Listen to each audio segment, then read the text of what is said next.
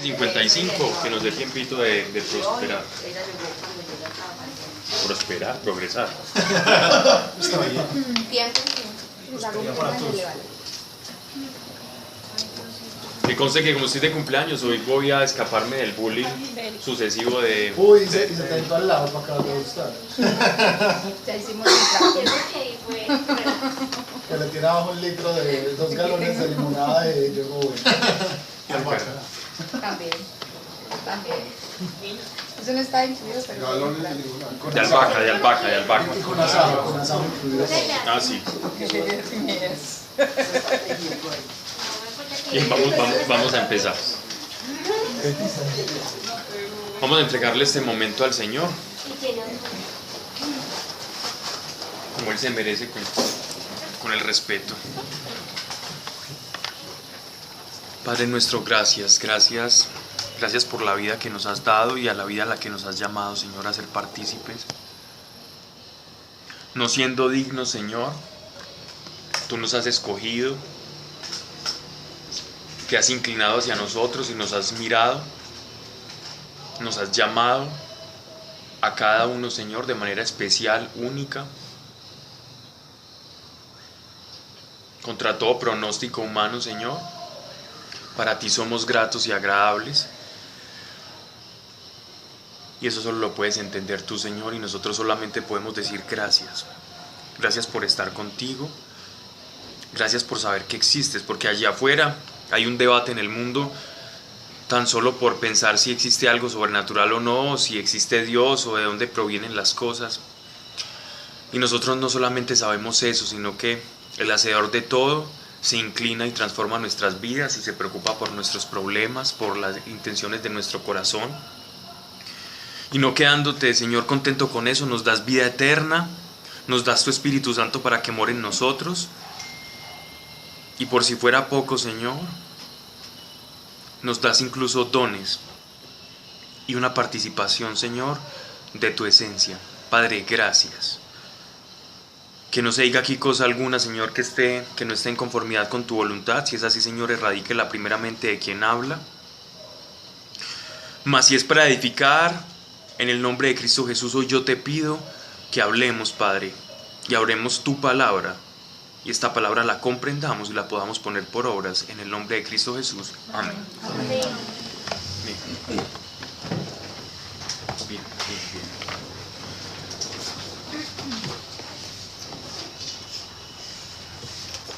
Santiago capítulo 1, verso 8. El 1 ya lo leímos. El 8. Y vamos a hablar. Él está hablando de la fe y de un principio que tiene la fe, ¿cierto? Él habla vamos a leer el versículo 7. Desde el versículo 1:6. Pero debe pedirle a Dios con fe sin dudar nada. El que duda es como una ola del mar que el viento se lleva de un lado a otro. No sabe lo que quiere, por lo tanto no debe esperar nada del Señor. A mí se me había escapado la clase pasada un detalle muy importante de este principio que nos enseña Santiago para producir y explicarnos lo que es la fe, ¿cierto? Aquí este es como un diagnóstico de lo que es la fe. Y es ser concreto. La fe es concreta. ¿Cuántos de nosotros hemos escuchado decir, que uno le pregunta a alguien que cree ser muy espiritual, hey, ¿qué querés? Lo que Dios quiera, ¿cierto? Y a veces decimos, lo que Dios quiera, que se haga la voluntad de Dios, ¿cierto? Y uno se siente espiritual por decir que se haga la voluntad de Dios. Pero les digo una cosa, la voluntad de Dios es tan vasta, es tan amplia, que decir que se haga la voluntad de Dios está bien, y nosotros lo decimos en el Padre Nuestro: Señor, hágase tu voluntad aquí en la tierra como es en el cielo. Señor, pero ¿cuál es tu voluntad? Porque si yo tengo una concepción de una voluntad de Dios muy amplia, muy ambigua, entonces la voluntad de Dios puede ser cualquier cosa acomodada a una circunstancia de mi vida. Mas si yo tengo cosas concretas de lo que es la voluntad de Dios para mí, de esas cosas concretas yo voy a poder demandar de acuerdo a mi fe y voy a poder esperar de acuerdo a la promesa. Entonces la fe tiene que apuntar hacia cosas concretas. ¿Ya? Y entonces miren que Santiago usa una analogía muy buena, que es la de la vela, ¿no? Es uno de los sistemas de propulsión más conocidos por el ser humano y los fenicios y las primeras civilizaciones, es el uso de la vela para la navegación. Entonces mire pues lo que dice: pero debe pedirle a Dios con fe, sin dudar nada. El que duda es como una ola del mar que el viento se lleva de un lado a otro. No sabe lo que quiere. Entonces, para que la fe sea eficaz, la fe tiene que apuntar a un punto. Tiene que partir de un punto A un punto B. Pero ese punto B tiene que ser concreto. Entonces, la sabiduría nosotros se la pedimos a Dios, que lo habíamos hablado en la clase pasada, para saber cómo pedir. Cuando yo sé cómo pedir, tengo que saber qué es lo que voy a pedir. Una cosa es saber el cómo y otra cosa es saber qué. Si yo conozco los principios de Dios, sé cómo pedir, pero también hay que saber el qué pedir. Ya con los principios yo puedo saber el qué pedir. Y ese qué pedir, si yo no dudo, conforme a la sabiduría que Dios me ha dado, siempre se va a cumplir. Siempre, siempre. Siempre es siempre. Hay que pedir sabiduría. Quien esté falto de sabiduría, pídala a Dios y Dios la da. Lo bueno del Espíritu Santo es que Él tiene una pedagogía con nosotros para enseñarnos cómo orar. Y hay una oración que coayuda nuestra falta de sabiduría y el no comprender las realidades que atañen a cualquiera de nosotros en una determinada situación. Y es la oración en lenguas. La oración en lenguas coayuda a nuestra oración carnal, ¿cierto? Coayuda porque el Espíritu intercede por nosotros, bien sea por el don de lenguas o bien sea por unos gemidos o por un clamor que hay en nuestro espíritu, ¿cierto? Eso es un tema un poco más vasto, pero lo importante acá es que la fe tiene que apuntar hacia algo concreto para yo poder dar cuentas de mi fe. Si yo digo, mi única oración es: Señor, hágase tu voluntad, entonces va a ser muy complicado ver cuáles son los frutos de mi fe. Entonces tenemos que ser muy prácticos también en la oración. Pablo, una pregunta, pues, sí. De acuerdo a lo que vos decís, pues antes se hacía pues de esa manera, o sea, pasaba algo, siempre decían, no, es la voluntad de Dios, o sea, no, tampoco están apuntando bien, pues por lo que... Estamos hablando de la oración, no que digan que las cosas pasan por la voluntad de Dios, es más en la manera de orar. Cuando yo oro, Dios, yo no sé qué decir, Dios, hágase tu voluntad en mi vida, hágase tu voluntad en mi vida. El problema es que de esa manera yo no voy a ejercitar la fe. ¿Por qué? No estoy diciendo que está mal decir que se haga la voluntad de Dios en mi vida. Lo que estoy diciendo es, si quieres aprender fe, tienes que tener cosas concretas hacia las que apuntar tu fe. ¿Sí me hago entender? Porque de lo contrario no vas a saber cuándo respondió de acuerdo a tu fe algo el Señor. Entonces no lo vas a saber y no vas a tener esa pedagogía y ese crecimiento en la fe. Si hay alguien que pueda tener más fe que otro, sí, si hay alguien que pueda tener más fe que otro. Todos tenemos fe. Algunos la ejercitan más que otros. Y en esa medida pues se va a decir, este hombre es un hombre que tiene más fe, en la medida que la ha ejercitado. Pero todos tenemos fe, aunque tenemos una gran ventaja, que Dios nos da Jesús nos da una ventaja muy grande en el Evangelio cuando iba caminando con sus discípulos y pasa lo de la higuera, que él maldice la higuera como una parábola en acción para enseñarles a los discípulos. Y él les dice, en verdad os digo que ustedes dijeren a ese monte que se desplace, él se va a desplazar, ¿cierto? Y les digo que si ustedes tuvieran fe como un granito de mostaza. Entonces él ya nos está diciendo, vea, aquí nadie tiene pierde. Usted dice que tiene poquita fe. Ah, bueno, con un granito de mostaza le basta para algo muy grande. ¿Sí se dan cuenta? O sea, que decir que yo tengo poca o mucha fe no tiene por qué como desacreditarme o hacerme sentir mal o poca cosa, sino todo lo contrario. Con poquito puedo hacer mucho, siempre y cuando se aplico la fe de esta manera correcta y las cosas ocurren. Eso es poder de Dios para los hijos. Ahora, no es lo mismo la fe de una persona que no cree a una fe de un creyente. La fe de un creyente es una fe con unción. ¿ya? Y hay otra fe que es por medio del don del Espíritu Santo, que sí es diferente, que tú estás sin darte cuenta de algo y el Espíritu Santo implanta fe para conseguir algo, que Él mismo quiere implantar esa fe. Esa es la fe que viene como un don, como un carisma del Espíritu, ¿ya? Que viene en muchos momentos, o en algunas personas viene casi que constantemente. Y es muy bueno. Ok, era solo que quería redondear eso. Versículo 1:7. No sabe lo que quiere, por lo tanto no debe esperar nada del Señor. Necesita algo concreto. Pues el que duda es inestable en todo lo que hace. Volvamos al ejemplo de Santiago. La duda es como el viento, es como un velerito sin vela. La duda es como un velero sin vela, ¿cierto? Entonces vas en dirección. Entonces lo que están diciendo acá es, va de un lado para otro, va de un lado para otro. Cuando tu fe es dubitativa, cuando tu fe no va encaminada hacia un punto y no espera en un punto, entonces es una veleta sin dirección, que se hace llamar cristiano, pero nunca consigue nada del Señor. Y no consigue nada del Señor porque no apunta hacia un punto en el Señor. Y Él le está dando viento todo el tiempo. Todo el tiempo el Señor nos está dando viento. Suponiendo pues el ejemplo de la barquita, del velero. Cuando nosotros elevamos la vela y ponemos dirección, aprovechamos como los principios de lo que Dios nos ha dado, y ya la vela empieza a tomar rumbo. Y comienza nuestro barco, que es nuestra vida, a dirigirse hacia un punto, ¿cierto? Entonces no dudemos para que no seamos como eso. Vamos al Santiago 1:9. La duda no es pecado. No, 8. No, Pues el que duda es inestable en todo lo que hace.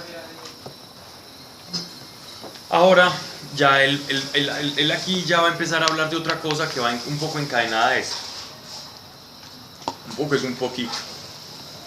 El hermano de condición humilde no se avergüence de ser pobre. La traducción aquí humilde, digámoslo así, que no sería la correcta, ¿cierto? Porque aquí están haciendo la similitud entre humilde y pobre. Usted puede ser un pobre soberbio o puede ser un rico muy humilde. La riqueza no hace a alguien humilde o a alguien soberbio. Eso no tiene nada que ver. a la pobreza. Aquí están hablando de la pobreza. Me gustaría leer otra traducción. En Santiago 1:9. ¿Quién tiene por ahí? También es humilde. Humilde también. Todas dicen humilde. Sí, ¿De qué tan humilde? Bueno, el hermano de condición humilde no se avergüence de ser pobre, porque Dios lo ha puesto en un lugar de honor. El hermano rico, bueno, ¿a qué se refieren acá? ¿Por qué creen que Santiago está hablando aquí de honor a alguien de una condición de precariedad económica? ¿Por qué él está diciendo eso?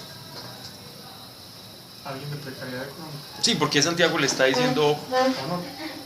porque Dios la ha puesto en un lugar de honor? Porque es hijo. No, porque Porque depende más, tendrá más. O sea, no importa Porque la lo que usted riqueza no tenga, ya es importa. hijo y ya está fuera Exacto. de los otros. Exactamente. Exacto, es lo que dice Mariana. Él está diciendo, hombre, usted es hijo de Dios, usted es hijo del rey, usted es hijo, por lo tanto usted está en un gran honor. Desvíe su atención y no se enmarque por lo que usted posee, sino por lo que es usted. ¿Le están hablando a quiénes? A judíos. Recuerden que esos son los primeros conversos de los judíos. Recuerden ustedes que los judíos tuvieron, nosotros hablamos de las diásporas, que diáspora en griego significa dispersión. Los judíos han tenido, no voy a contar el holocausto y las migraciones ya como en estos años modernos, pero en la antigüedad los judíos tuvieron tres grandes cautiverios o tres grandes diásporas. La primera diáspora, o sea, la primera dispersión, o sea, fuga masiva de judíos de su sitio natal, Israel, tierra de Canaán, la tierra prometida. La primera fuga fue por los asirios. Fueron los asirios. Los asirios entraron a Israel. Israel estaba dividido en ese tiempo entre Israel norte, que la capital era Samaria, y Israel del sur, que la capital era Judá, ¿cierto? Israel del norte fue puesta en cautiverio por los asirios. Entonces los asirios los tomaron todos, a todos los israelitas, los barrieron con todo. Y los de la tribu de Judá sí alcanzaron a defenderse y ellos se salvaron. Entonces prácticamente fueron 10 tribus de Israel que fueron tomadas en cautiverio. Después de que los asirios tomaron a los de las tribus del norte, o sea, las 10 tribus menos las de Judá, esas tribus nunca volvieron a regresar a su tierra natal. Los judíos hablan de esto y le llaman las 10 tribus perdidas de Israel. Israel ya, a partir del cautiverio de Asiria, Israel se esparció por todo el mundo. Los israelitas se esparcieron por todo el mundo casi que obligados. Dios permitió eso y ellos se esparcieron. Empezaron a esparcir a Babilonia, a Siria, a Egipto, ¿cierto? A Elam, a otras partes en el norte de África, a España, a Roma. Asia Menor estaba infestada de judíos. De hecho, cuando uno lee los historiadores antiguos, griegos, latinos, persas, todos hablan de los judíos, de las grandes migraciones judías. Incluso hay un texto es un griego, un historiador griego, y él dice, por favor, es que hasta en los lugares más recónditos uno siempre ve un judío judaizando gente allá. Y lo más extraño de todo, cartas y cosas curiosas, y siempre prosperan. Y siempre prosperan. Llegan como esclavos y terminan adueñándose de la ciudad. Los bancos, en Roma, ellos se hicieron muy amigos del emperador, de Julio César. César los protegió. Tanto así que cuando cuentan que cuando Julio César murió, un montón de judíos que ya llenaban como 5 barrios, fueron a llorar en la tumba, a guardarle luto, porque ellos fueron como los protegidos de estos tipos. Y como ellos no podían tener bienes, se dedicaron a prestar plata. Y ahí fue que salieron los primeros bancos de los judíos, porque ellos no los dejaban tener tierra. Entonces, no tenemos tierra, pero venga, empezaron a prestar, y ahí viene el agiotismo, pues, y los prestamistas. Los bancos nacen de la comunidad judía que no podía tener tierras. Porque acuérdense que en la época feudal el dinero era la tierra. Entonces ya empezó a salir no vamos a hablar de constitucional acá, pero ya empieza a salir surge lo que llama el capital, una invención de la bendición que Dios le dio a los judíos, nos guste o no, ellos prosperaban en toda parte. Y no lo digo yo, lo dicen los historiadores de la antigüedad, los latinos, los romanos, los persas, por donde los leas dice, y los judíos, y siempre ahí menciona a los judíos. Por allá en España, ellos le decían a España Sefarad, y allá en Sefarad ellos progresaban, allá en el famoso camino de Santiago de Compostela, lleno de judíos, y prosperaban, pero también sufrían grandes persecuciones, era proporcional, digámoslo así, las persecuciones con la bendición de Dios también a ellos. Entonces, estas 10 tribus se perdieron. ¿Yo por qué estoy hablando de esto? Total, estas 10 tribus se dispersaron, ya sé por qué. Se dispersaron por todo el mundo.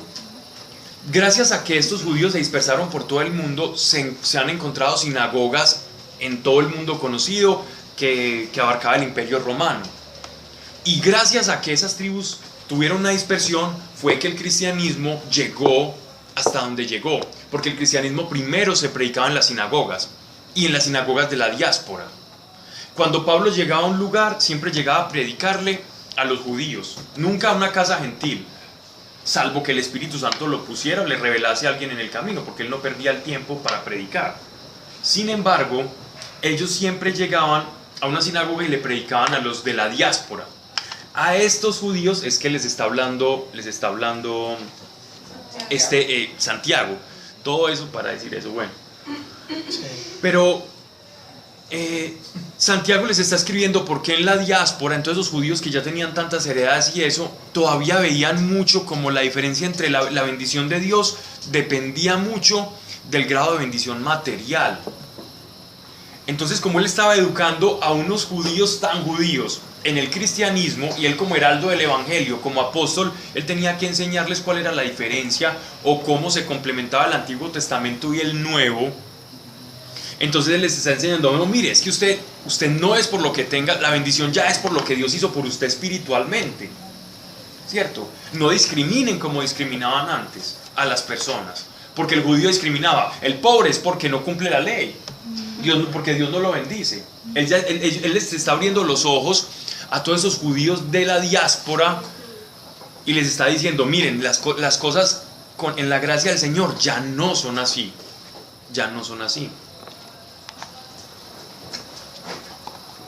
De las 10 tribus de perdidas de Israel se ha escrito mucho, hay cosas muy interesantes, de hasta dónde llegaron personajes de esas tribus perdidas. Hay incluso documentación de israelitas de la diáspora por allá en casi desiertos africanos, y se han encontrado tablillas en hebreo y cosas y personas y tribus por allá, negritos semidesnudos, diciendo que tienen contacto, que ellos conocieron la ley de Dios. Y hay un estudio bien interesante de eso. Algunos incluso se inclinan a pensar que ellos llegaron, y hay evidencias también, que ellos llegaron a América y tuvieron contacto con los Cherokee, con los Hopi, con los Anasazi en Norteamérica. Y en Sudamérica también algunos también dicen. Y hay evidencia, es decir, hay cosas que no son descabelladas y que no están inventadas, ¿cierto? Entonces, al que quiera leer, hay mucha literatura. En internet, cosas malitas, pero hay literatura seria al respecto. Bien. El hermano de condición humilde no se avergüence de ser pobre porque Dios lo ha puesto en un lugar de honor. Bueno, eso, digamos que eso explica un poquito todo. Santiago 1:10. El hermano rico no se avergüence cuando Dios lo humille, porque el rico desaparecerá como la flor de la hierba. Este lenguaje, esto que está diciendo aquí Santiago, es prácticamente como si uno estuviera leyendo el libro de sabiduría, Proverbios, o el libro deuterocanónico del eclesiástico.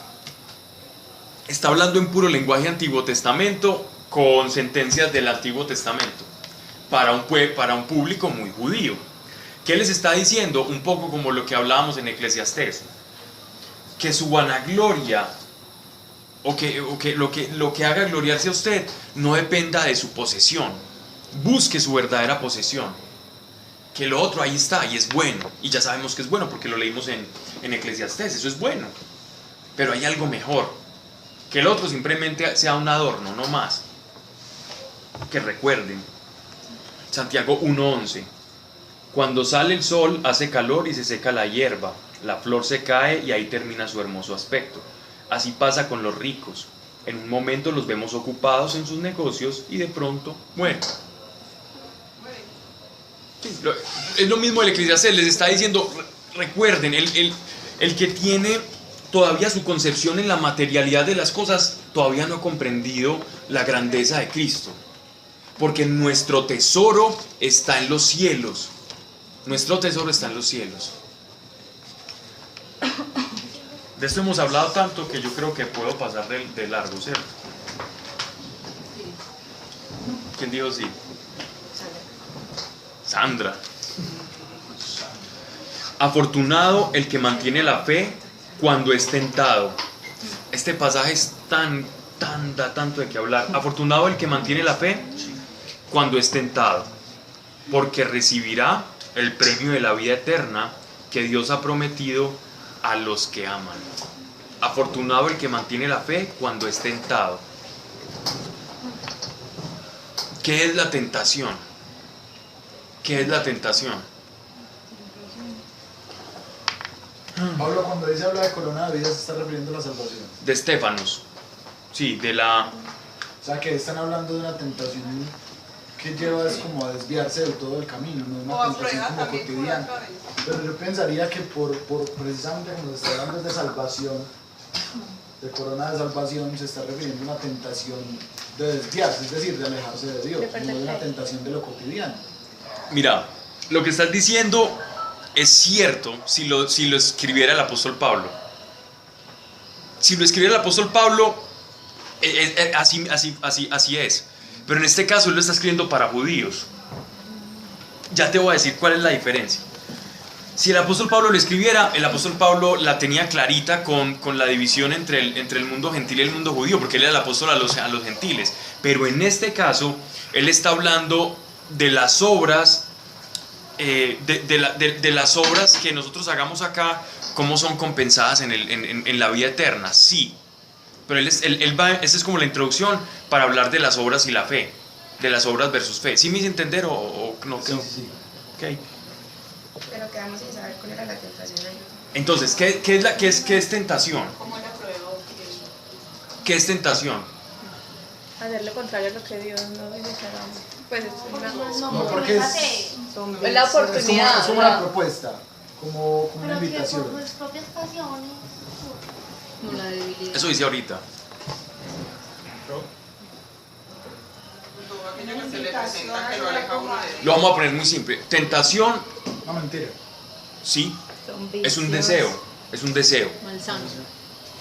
La tentación es deseo. La propia concupiscencia que hay en el corazón. Eso dice ahorita. Te entendí mal. Y lo vamos a explicar. La tentación es un deseo. Es una invitación a hacer. Es una invitación.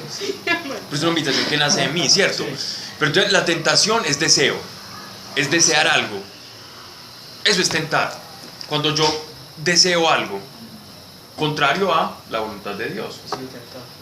Tentación es desear algo contrario a la voluntad de Dios. Entonces miren esto, afortunado el que mantiene la fe cuando es tentado. O sea, que no cae, pues. Que mantiene la Que fe. la resiste. Que se mantenga en Dios. Pero también hay una tentación para no creer. Como Claro. no creer la promesa. de- Claro, es que es precisamente eso. importa si cae o no cae, pero sigue estando convencido. Claro. Porque recibirá el premio de la vida eterna que Dios ha prometido a los que lo aman. Esta tentación en este caso se está refiriendo a quien pierde las riquezas. Estamos hablando de una época en que la iglesia no sufría persecución. Aquí no están hablando del martirio. Aquí esta carta fue escrita para la iglesia empezando. Esto es primero que todas las cartas de Pablo. Entonces ellos todavía estaban pasando muy bueno. Entonces aquí simplemente están hablando de, mira, hay unos judíos en una sinagoga que recién se convirtieron al cristianismo. Unos son ricos, los otros están pasando unas circunstancias muy difíciles por alguna o X razón. Entonces les está diciendo, resistan la tentación. ¿La tentación a qué? A claudicar de su fe. Porque su fe todavía está muy material y están pensando ustedes, muy judíos, que Dios no, que Cristo o que el Espíritu Santo no mueran ustedes porque no los está bendiciendo. Aquí no están hablando de las caídas. No tanto, no están hablando tanto como en ese aspecto moral, sino en virtud como de las riquezas, porque es una carta muy para judíos. ¿Cierto? Por eso digo, si el apóstol Pablo lo dice, el apóstol Pablo sí se nos va hasta el séptimo cielo y nos baja y nos lleva y nos habla sobre el pecado inherente en el hombre. Este es más judío y más... O sea que De hecho, Pablo- cuando uno lee este evangelio, esta carta, es parafraseando un lenguaje hebreo. Es que eso Es griego parafraseando hebreo. Eso es muy como el Salmo 1. Es eso, exacto. O sea que Pablo todavía perseguía a los cristianos en ese momento. No, ya No había recibido la era revelación. converso, pero todavía no había escrito gran parte de sus cartas. Estaba apenas en sus primeros viajes, Ok. cuando esto se está escribiendo. No había persecución. No había persecución. La única persecución era de los judíos hacia la iglesia. Ah, bien. Pero todavía no había persecución ya de los emperadores y las cosas terribles pues, del Apocalipsis, ni Domiciano, ni Vespasiano, ni Calígula, ni Nerón. Bueno, la segunda gran diáspora fue la de Babilonia, años 670 y pico, 648, algunos pues lo datan en diferentes fechas, que fue ya de Judá, de cuando ya era Israel, era solo Judá porque ya las otras tribus se perdieron, solo quedaba la tribu de Judá en Israel, aunque se le llama Israel o Judá, pero ya las otras 10 tribus se perdieron todas. Todo el rastro de esas 10 tribus se perdió, se esparcieron por todo el mundo y dejaron su semillita, por algo era. Ah, bueno. Más bueno que un bien. Y por eso hay tantos Pérez por ahí, y por eso hay tantos apellidos que terminan en EZ. Bien, y entonces ellos fueron en cautiverio, pero allá en Babilonia ellos sí prosperaron mucho y guardaron la fe. Los otros judíos de la diáspora, pocos guardaron la fe y se perdió mucho, y fueron judíos de sangre, pero ya no muy practicantes, ¿cierto? Pero los judíos del cautiverio de Babilonia sí permanecieron en la fe, y de hecho ahí fue que se empezó a escribir la Biblia. El Antiguo Testamento se empezó a conservar en rollos a partir del cautiverio en Babilonia, porque ellos dijeron, no nos vamos a dejar quitar nuestro acervo cultural y nuestra fe, ¿no? Y empezaron a redactar. Estamos hablando de la época de Daniel, del profeta Daniel. Pero lo hacían escondidos, ¿ok? No, porque había cierta permisividad religiosa. Ahí estaba en Babilonia. Nabucodonosor en ese momento. Exactamente, era en cabeza de Nabucodonosor. Ya después de Nabucodonosor viene otro gran cautiverio, que fue por Pompeyo, por allá por el año 66. En el año 66 hubo otra gran diáspora judía, y en el año 66 lo que ocurre es que él empieza a coger puros esclavos y se los lleva para Roma. Coge más o menos unos 10.000 esclavos de Jerusalén, Pompeyo, emperador militar romano, se los lleva para Roma, los vuelve esclavos, y eran tan complicados de manejar incluso como esclavos que les dio su emancipación, pues los dejó a todos como libertos. Manumisión se llama eso en derecho romano. Los dejaba ya unos esclavos, unos manumitidos ahí, y quedaron ellos ya en Roma instalados como 10.000 tipos, y ahí fue que formaron los bancos. Llegaron como esclavos y terminaron siendo banqueros. La bendición de Dios. Y el antisemitismo, eso no es de Hitler. El antisemitismo viene desde los albores de la humanidad. El odio hacia los judíos viene desde los albores, porque el odio hacia los judíos viene igual que desde que el primer ser humano sintió envidia. O sea, el viejo Abel, el Caín, sintió envidia de Abel. Desde ese momento ya cualquiera que recibiera una bendición iba a haber por allá otro envidioso. Y así de esa misma manera ocurría con el pueblo judío. Prosperaban, no faltaban los envidiosos, los que los calumniaban y los que los querían sacar. Y el antisemitismo es algo de toda la vida.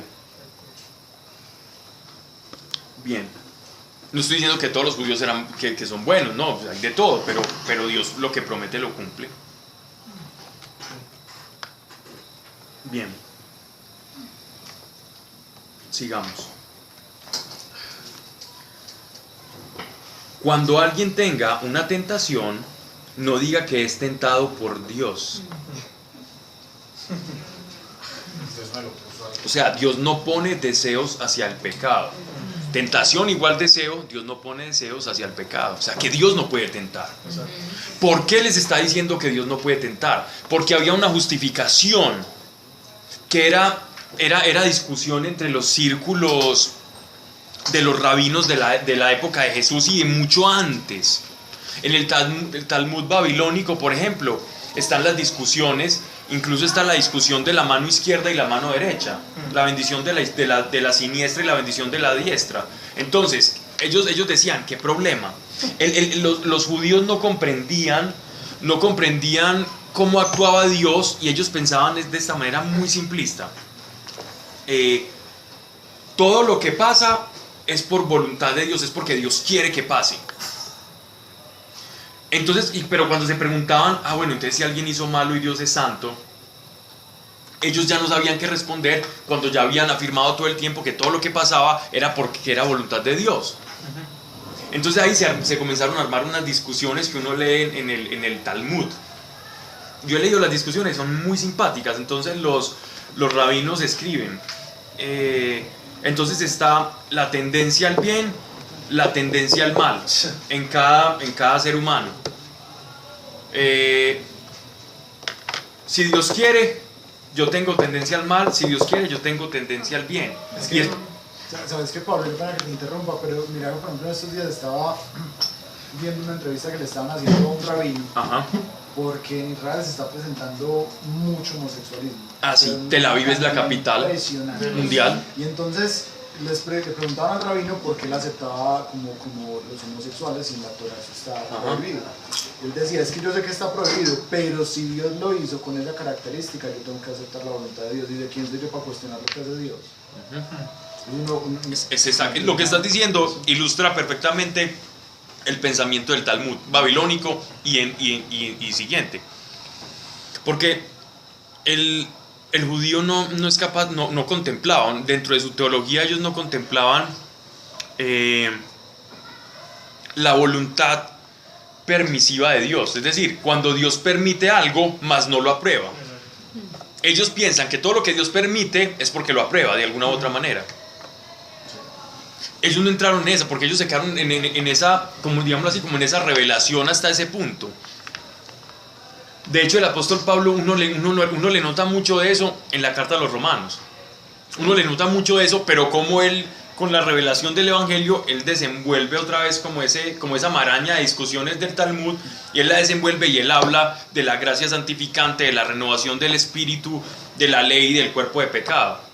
¿Cierto? El apóstol Pablo como que le hace quite a esas discusiones y dice, mire, con el Espíritu Santo esto es diferente, hermano. Esto es diferente. Tenemos una inclinación hacia el mal, pero grande es el Señor y el Espíritu Santo porque nos muestra y pone su ley en nuestro corazón, y ya lo decía el profeta, ¿cierto? Pero sí es muy cierto. Entonces el judío, él le está diciendo eso a los judíos porque ellos pensaban, bueno, Dios puede tentar, es decir, Dios a ninguno de nosotros nos va a producir una inclinación hacia el mal, o nos va a desear, o nos va a hacer desear el pecado. Entonces uno dice, bueno, entonces ¿cómo así? Pero Dios sí pone pruebas.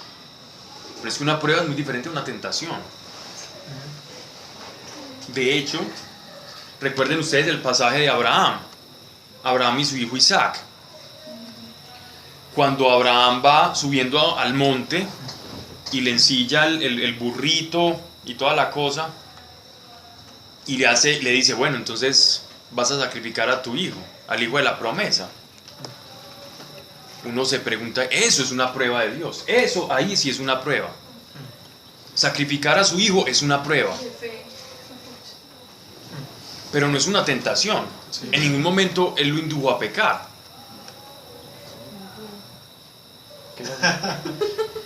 No se dice así, ¿no? Hindú. Sí. Hindú.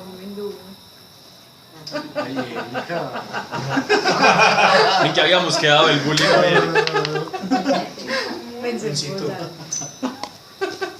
Pero el lujo está bien dicho. Hindú, sí. Sí, claro. Indugo. Indubio pro reo. Bueno, sigamos. Solo escuché yo. Bueno. Si seguís hablando te van a terminar haciendo bullying a vos, Erika. No me van a hacer. Que yo me sé defender hoy. Es cosita seria. Bien.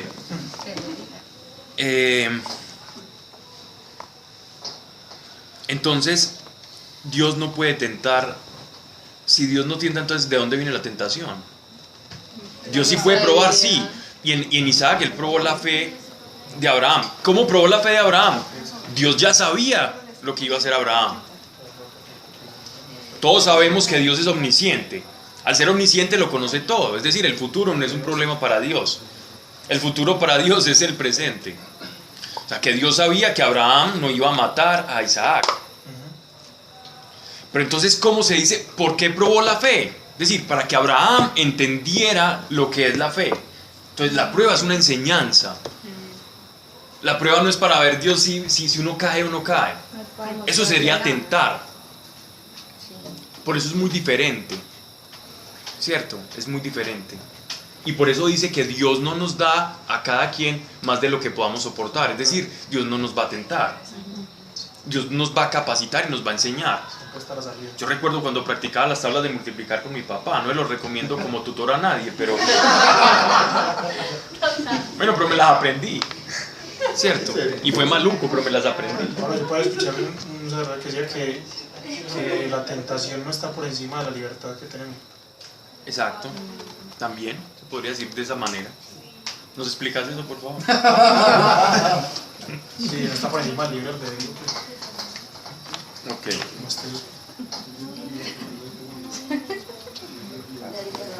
cosa, Erika. Ya, Erika, cabecita. No, no. Vea pues. Yo estoy por ahí, es que en Juan 3. Para que todo aquel que en él crea. ¿Qué? Yo estoy leyendo eso.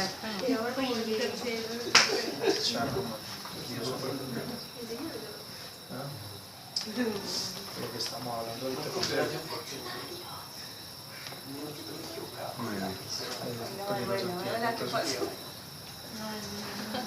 No sé, esto está por acá. haciendo bullying. Ya. ¿Te acuerdas del papel de la matemática? Bien, lo mismo. Mire pues, cuando alguien tenga una tentación, no diga que es tentado por Dios, pues a Dios no lo tienta la maldad, ni tampoco Él tienta a nadie. Es decir, Dios no tiene deseos por la maldad. Dios no puede ser tentado. La tentación, y voy a responder la pregunta, viene de dos partes. Una de la que nos va a hablar Santiago a continuación, la otra viene del demonio. El demonio o el diablo es el tentador. De hecho, así le conocían como pues, llámelo Belcebú, Lucifer, Satanás, ¿cierto? Diablo o chamuco, que es el adjetivo preferido de Gatún. Y de Sebas también, y de todo el mundo ya. Se popularizó. Como las dependencias de vivir. Muy bien, muy Sí. bien. Chamuco y ya. Y entonces, el nombre de ese ser es precisamente eso, es el tentador, el que nos está tentando, y él empieza a manifestar ese carácter en Génesis, ¿cierto? Con la tentación. La tentación a nuestros primeros padres. ¿Cuál fue la tentación? ¿Cierto? Y si comieres de este fruto. Es tentador, ¿cierto? Les inspiró un deseo. Esa es la verdadera tentación. Entonces, ¿cómo se empieza a producir la tentación? Cuando yo comienzo a desear y empiezo a maquinar, y el deseo, y empiezo, ahí ese deseo, ya voy a hablar de eso. Bueno, pero para eso el demonio tiene que conocer. Desear no es malo, depende de lo que desee. Pero para eso el demonio tiene que conocer qué es lo que no es tentado, ¿cierto? Porque Claro, pues no todo el mundo lo tienta lo mismo. porque ellos ya habían escuchado que Dios dijo que de ese árbol no comían. Y el demonio Claro. se valió de eso como esto. Sí, porque curiosidad. tiene que haber ley para que haya pecado. Y la única ley que tenían Adán y Eva era no comer de eso. Y fue la primera ley que quebraron, porque solo tenían eso. Por eso dice el apóstol Pablo, sin ley no hay pecado. ¿Cierto, Natalia? La carita. Bien. Santiago 1:14. Ahora él nos va a explicar. Uno es tentado cuando se deja llevar por un mal deseo que lo atrae y lo seduce. Uno es tentado cuando se deja llevar por un mal deseo que lo atrae y lo seduce. O sea, que la tentación es un deseo malo que uno comienza a maquinar. Luego el deseo malo da a luz al pecado. Luego el deseo malo da a luz al pecado. Y el pecado, una vez que ha crecido, conduce a la muerte. Tenemos la ecuación de cómo nosotros pecamos y cómo nosotros morimos espiritualmente. En otras traducciones no dice acá mal deseo, sino que dice concupiscencia, ¿cierto? Concupiscencia. Que yo creo que sería la traducción más adecuada, ¿cierto? La tendencia a pecar, ¿cierto? La tendencia. Hay algunos, por ejemplo, como Juan Calvino u otros teólogos del 1600, 1700 hacia abajo, posedad media, que hablaban estudiando esta carta y decían, no, concupiscencia y pecado son lo mismo. Pecado es pecado y concupiscencia es concupiscencia, y concupiscencia viene siendo como lo mismo. Santiago quiso expresar que era como lo mismo. Pero si uno se pone a leer y a estudiar aquí el griego, no es tan lo mismo. No es tan lo mismo. Él está hablando de 3 fases para uno caer. Entonces, Está hablando de una concupiscencia. ¿Qué viene siendo aquí la concupiscencia? ¿Qué es lo que nos hace desear el mal? Inclinación al mal. Pensamiento. Sí, esa inclinación, eso es la concupiscencia, es una ¿pero por Una qué? idea. Por el deseo. Un pensamiento. No, nada, no sería El una deseo es la carencia. tentación. Un deseo, un Una pensamiento. carencia o algo así. Pero esa no es la inclinación Ajá. al mal que Placer, tiene el ok. corazón. ¿Pero qué es eso? Pecado original. Exacto, El pecado original. exacto. Eso es. Es esa herencia que nosotros tenemos de la primera tentación que sufrió el hombre y que nosotros cargamos. Casi que como si fuera una raíz. Es una tendencia. Entonces, como nosotros tenemos esa tendencia, por otro lado, los judíos tenían la ley. ¿Qué hacía la ley? La ley frenaba esa tendencia. La ley le decía, no, usted desea la muerte del prójimo, ¿cierto? Sí, hombre, pues no la desee porque eso lo lleva a la muerte. No la puedo desear. Entonces cuando la deseo, ya no la deseo y no la miro, ¿cierto? Los bienes ajenos. No, yo siento deseo del Lamborghini del vecino. Ya no lo voy a desear. ¿Cómo? El Gallardo. Bueno, en esa época seguro era un camello alta gama o algo así. Caballo de paso firme. Caballo. Un camello de paso firme. Con doble exhausto. Ay, Pablo. Usaste todo. Uy, no. Sus filtros. Ni hablemos de eso, Cheva. Ni hablemos de la emergencia. María Pablo. Yo nunca había llamado a la Así pensaste en voz alta. Y rojo. Oye, así. Hombre, qué calor. Bien. Pablo, no te fuiste robito. Que se va, hombre, no respeta. Bien. Entonces, la ley fue puesta para atenuar el pecado. Pero el problema de la ley, y lo vimos en Romanos, perdón. ¿Cómo así? ¿Qué hacía? La ley, si uno tiene una ley, uno dice, ok, voy a vivir mi vida intentando cumplir un decálogo. No voy a hacer esto. Ay, me equivoqué, voy a ofrezco un carnero para pasar por alto mi pecado. Pero tengo todavía el problemita de la tendencia a pecar y de desear lo malo siempre. Entonces que la ley no te suplía la concupiscencia, la ley no te quitaba la concupiscencia. Es más, era tan ineficaz la ley que ni te podía perdonar. Dios no te perdonaba. En el Antiguo Testamento Dios no te perdonaba. No porque es que, pero ¿cómo así si Dios es amor y Dios dice que perdonemos 70 veces 7 y Dios no perdonaba? El problema de Dios no es con el perdón. El problema de Dios es que nuestra naturaleza pecaminosa no podía subsistir con Dios, con su naturaleza santa. No podíamos cohabitar con la santidad de Dios. Y en esa incapacidad de nosotros cohabitar con Dios, Dios decía, ok, para que ustedes estén cerca de mí, entonces yo voy a hacer una expiación, es decir, yo voy a pasar por alto.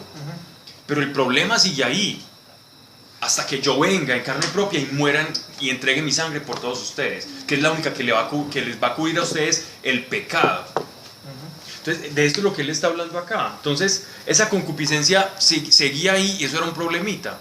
Mas cuando viene el Espíritu Santo, ya lo que comienza en nosotros no es tener un decálogo, ni una lista de principios ni siquiera, aunque la tenemos, sino que tenemos verdaderamente algo que se llama un camino de santificación. Y en esa santificación, el Espíritu Santo comienza a poner en nosotros el deseo por lo bueno, el deseo por agradar a Dios. No porque lo estamos leyendo en un librito de imitación de Cristo y eso, que es excelente, pues. Y es bueno leerlo y uno puede practicar todo, pero el Espíritu Santo, si el Espíritu Santo no hace algo ahí, no hay verdadero fruto del Espíritu, ¿cierto? Todo lo que ponga el Espíritu es fruto del Espíritu. Todo lo que hagamos por nuestra propia fuerza es fortaleza del carácter, fortalecimiento del carácter, que también es bueno, loable, deseable y hay que hacerlo. Ya, lo que nace de la carne es de la carne y lo que nace del Espíritu es del Espíritu. Por eso nos es necesario nacer de nuevo. Y cuando nacemos del Espíritu, entonces vamos a empezar a desear cosas espirituales. Pablo, en el Antiguo Testamento solo profetas sabían que pues, tenían la imposibilidad de cumplir la ley, que venía el Mesías? Todos lo sabían. ¿O todos lo sabían. Todos sabían que la imposibilidad de ellos. Ellos lo sabían. Sí. Por eso ellos estaban Pero esperando un Salvador. castigo, ¿pero esperaban un castigo eterno o esperaban? No. Algunos esperaban el Salvador y otros. Unos esperaban el Mesías. Sí. Otros esperaban un profeta que les iba a enseñar todas las cosas. Otros más simplemente decían, si yo cumplo estos mandatos voy a vivir bien hasta que me muera. Solamente por vivir bien. No Sí. pensaban no vayan en la vida eterna, pues. No, Ninguno, ni los profetas. algunos sí. Algunos sí tuvieron- como que atisbaron como cosas, ¿cierto? Pero no fueron muy desarrolladas, sino ya hasta mucho tiempo después, casi que hasta el 300 antes de Cristo. Y por esas personas que vivieron como que se murieron en esa esperanza, o sea, iban a ser también, así no supieran que había vida eterna también. También iban a ir para allá, Están con- porque ellos murieron esperando el Mesías. Y en atención a eso, el Mesías los iba a rescatar. Mira que en Romanos dice que la justificación siempre ha sido por la fe, desde ahora. Abraham, sí. Así Y ellos creyeron en Abraham y Abraham prometía a Cristo. te lo he contado por justicia. Es como vulgarmente hablar un ping-pong. Pues, ¿sí? Sí. Pam. Y bom, placo. Entonces, uno es tentado cuando se deja llevar por su propia concupiscencia. Voy a intentar traducirlo en estas palabras, no como está aquí en la que yo tengo. Uno es tentado cuando se deja llevar por su propia concupiscencia. Entonces nadie puede decir, es que Dios me puso una prueba súper dura, porque me mandó una cosa ahí que llegó. A ver, pónganme un ejemplo. Un ejemplo de algo que nos pueda tentar en un momento. Pues hay muchos, o ninguno. No, de Jewis. El baloto. Bueno, No. la lotería, así como. No, algo No, eso no. más. Antojarse cualquier cosa y gastarse. Algo menos evidente que uno sepa que es que hay cosas muy escandalosas que uno no va a hacer, ¿cierto? Pero, Hablar del prójimo. ¿Qué? por ejemplo, es que Dios me puso con un montón de viejitas jubiladas ventaneras Cámara de seguridad. ¿cierto? A hablar con ellos. Entonces yo empecé no, es que Dios, como me pusiste allá, entonces yo me puse a hablar, ¿cierto? No, fue culpa tuya, pues. Exacto. ¿Qué culpa de ella? Exactamente, fue culpa de Dios. A culpar a Dios por las cosas. Dios, es que es para qué me llevas allá. Chisme de también. Como todo es culpa de Dios, ¿para qué me llevas allá? Lo que está diciendo Santiago es, dejen de pensar como tradicionalmente se pensaba en los Midrash, en el Talmud, que es que Dios no tienta a nadie, que es que Dios no quiere eso, que es que a Dios no le gusta eso. Si usted pecó, no fue por una inclinación hacia su siniestra, o sea, hacia su izquierda, o hacia el mal. Usted pecó, y porque Dios lo quiso así. No, usted pecó porque dentro de usted hay un deseo que usted concibió, que usted empezó a lujurar, que usted empezó a amasar, y que sus ojos empezaron a desear, y que terminó ese deseo materializándose. Y la materialización de ese deseo dio lugar a la muerte. Luego el deseo malo da la luz al pecado, y el pecado, una vez que ha crecido, conduce a la muerte. Es decir, aquí están hablando de ese pecado que, digámoslo así, que yo ya empiezo a ceder al pecado. ¿Cómo se manifiesta el pecado en nuestra vida? No se engañen, mis estimados hermanos. Todo lo que bueno que hemos recibido, todo don perfecto que viene de arriba, es de Dios, del Padre Creador de los astros del cielo, en quien nunca hay cambio ni sombra. Puro lenguaje semita. Él está diciendo, él está incluso usando, si uno lee aquí en griego y lo pasa al hebreo, en este texto él está hablando de los eclipses de sol y de luna, ¿cierto? Que aún los astros siendo tan grandes, ellos mudan, ¿cierto? Usted ve variación en ellos. Sin embargo, en Dios usted no ve variación. Dios solamente puede dar cosas buenas, porque Él es bueno. De Dios no puede salir nada malo. O sea, no usen a Dios, en el que no hay variedad ni mudanza. Y siendo el creador de todos los astros, Él no les va a dar nada malo. Todo lo bueno que ustedes tienen proviene de Dios, porque Él solo sabe dar cosas buenas.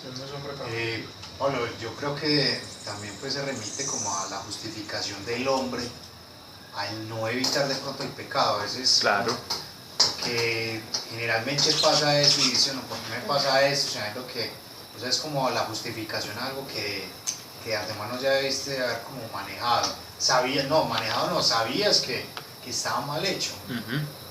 Allá. No somos especialistas en justificarnos, Diego, nosotros somos, no es que yo era así, no, porque incluso somos ya tan astutos para justificarnos, que nos justificamos en nuestro temperamento o carácter. Ah, no, claro, es que como yo soy flemático, es que como yo soy colérico, es que... Es que Dios ¡Ay, güey! ¿Qué dijo Alejandro? Se lo perdió. ¿Qué dijo? ¿No escucharon? Se lo perdió. Como es que a mí me educaron así, es que a mí me pegaban chiquito, entonces yo pego grande. Es que Dios me hizo así. Es que... El mundo me hizo así. Cuando Dios le pregunta que qué hizo y él dice, es que la mujer que me diste. Esa fue la primera justificación, nada más. Primero escuchar que es No. carne, después es carne. No, y ¿sabe qué es lo peor? No. Que eso empezó, que eso era como un pan de queso maluco que se iban chutando todos. Que no la serpiente. Porque Sí, y la y después, serpiente claro, y después la mujer, y la serpiente fue la que me engañó. Si fueran chinos, hubieran comido la Fue la manzana. Esa fue la mano. Ay, sí. Y ni les cuento a quién culpo el diablo, pero efectivamente la justificación está en boca de nosotros para evadir la responsabilidad que tenemos frente al pecado. El pecado es una responsabilidad plena y personal. ¿Saben cuál es el problema? Que el pecado genera cadenas de generación en generación, y que un pecado empieza aquí y se empieza a esparcir, pero no es culpa de pero es culpa tuya si no decides apagar y romper esa cadena. Eso es culpa tuya. Vengo de familia de alcohólicos, Dios, pues ¿cómo iba a ser yo? Pues Dios, la alcohólico. Usted sabía, rómpalo. Es que yo veía que mi mamá siempre decía, no, es que los hombres son malos, es que los hombres, yo también digo lo mismo, es que todos los hombres son malos. Rómpalo, porque fijo se va a ir a casar con un hombre malo. Ahora, Allá va a dar, allá donde apunte el ojo, allá va a dar. Y si se rompe, o Dios a veces puede permitir que pase de todas maneras algo a la otra generación de eso. Puede pasar, pero usted tiene como hijo de Dios la autoridad para romper esas cadenas de pecado. No sería como estoy en la responsabilidad en este momento de frenar eso. No solamente tiene la oportunidad, tiene la responsabilidad. Qué bueno que me corregiste. ¿Cómo se rompe? Declararlo en el nombre de Dios. Primero conociéndola, conociendo cuál es el pecado, y ya conociéndolo ya usted lo puede atacar por su propio nombre. Claro. Pablo, yo tengo una duda con respecto a eso. ¿Por qué es tan difícil romper las cadenas generacionales? O sea, porque, por ejemplo... Por el desconocimiento. ¿De qué? De la cadena. No, porque, por ejemplo, yo he identificado varias, pues Dios me ha mostrado varias, ¿cierto? De mi familia, listo. Y yo me pongo a orar por eso. Por ejemplo... Que no tenga nada que ver con Daniel, pues. Dios me mostró que éramos No pongas en evidencia. esclavos del que dirán toda la familia por parte de mi papá Pablo. Perdón, Prestaba atención. tuve una pequeña distracción aquí con una servidora. Que Dios me mostró que todos éramos esclavos del que dirán por parte de mi papá desde el tatarabuelo. Wow. ¿Cierto? Entonces, toda la familia, no todo el mundo recibe la herencia generacional, pero tenemos problemas en la columna, ¿cierto? Entonces hay escoliosis, la gente queda paralizada por el que dirán. Es demasiado charro, pero pasa y le incapacitan pues a la gente. Allá va a estar tu bisabuela y que estarán diciendo que van a decir. Entonces, listo, yo no estoy como enferma de la columna, pero sí no era, o sea, pues de escoliosis así, pero era muy maletona. Y cuando Dios me mostró eso, yo empecé a orar por eso y Dios me empezó a liberar, pero ha sido un proceso y a veces vuelvo a estar maletona. Entonces me pongo otra vez a orar por eso y yo corto eso, Pablo, o sea, yo he cortado de manera por eso, pero como que no se va del todo. Tenés finamente Para. explicado Tenés que dejar. Entonces yo no entiendo por qué no se acaba. Porque hay una inercia. ¿Qué es una inercia? Es decir, como cuando algo ya estuvo mucho tiempo en una posición, ¿cierto? Como si tomas un cauchito o algo O sea, y ya la está. espalda, pero no es la herencia generacional. No, me estoy refiriendo a la herencia generacional. Ya tuvo tanto tiempo en un punto que entonces. Trata otra vez de volver a su puesto. Eso, el diablo como que viene a atacar ahí. No, ya es la inercia de tanto tiempo que ocupó ahí. No, el pecado de la generación en generación, ¿cierto? Que ocupó ahí. Hay que romperlo. De la misma manera en que cogió fuerza, de esa misma manera se coge fuerza para reprenderlo y combatirlo. No hay ningún problema. La tendencia de la familia. Necesita tiempo. O sea, la inercia, la tendencia de que uno Sí, claro. No va a salir de un día para otro ya que no pasa nada. A veces sí sale de un día para otro, ¿cierto? A veces sí sale de un día. O a veces simplemente ya, porque Dios ya perdonó. En el mismo momento en que nos arrepentimos y pedimos perdón, ya nos perdonó. Otra cosa es como la consecuencia física, que sí la puedes cortar y Dios puede hacer eso de una. También el caminar, ese caminar así agazapado también tiene muchas veces que ver con la autoestima también. Así no sé, ya mismo nos han María, que Ariel le mandé decir que corte zapato del novio. Nadie me quiere hacer caso, Pablo. Pero yo le digo, yo bueno, una maleta por aquí. Bueno, Ellos cogen la bendición de rémoras ahí. Todos nos pegamos ahí. sí, eso es súper chévere, pero ahí les va tocando. Muchas gracias por compartir. Ok. No, yo quería o sea que me toca seguir orando por eso. ¿Tú sientes que no ha Que no estoy claudicado, terminado, finiquitado?